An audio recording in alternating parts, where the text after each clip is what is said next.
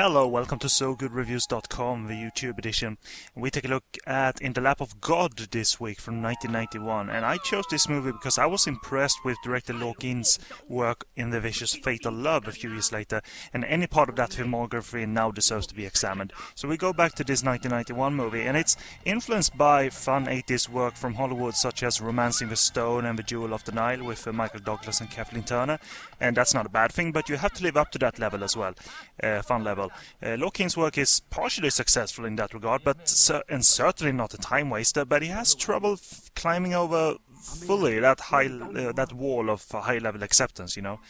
And he attempts a fast-paced chase movie with little to no chance for the audience to breathe. But we do actually breathe, and it has to do with the movie finding it tough to engage thrust.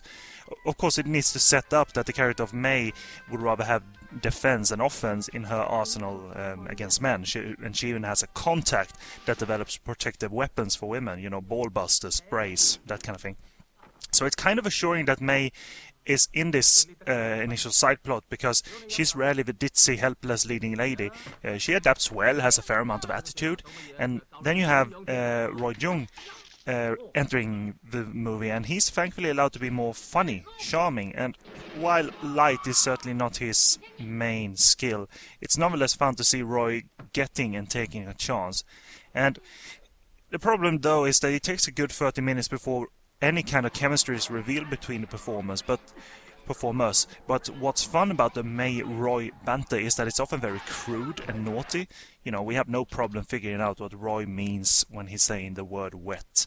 And it's not with thorough disgust either that May rejects him. So the chemistry is heightened a little. And director Lokin opens up his movie action-wise as well. And we get a jungle adventure with fire power and vehicular power. Of the fair kind that you would expect from this movie, and in between the leading duo is falling for each other, and therefore a triangle drama is forming. And the movie is sort of shallow, but very escapist the bigger the stunts and mayhem become, and no member out of any cast or crew pushed their skills to the limit, but In the Lap of God takes its particular matinee adventure challenge within Hong Kong cinema and runs away with a fair charmer, so I'll recommend this.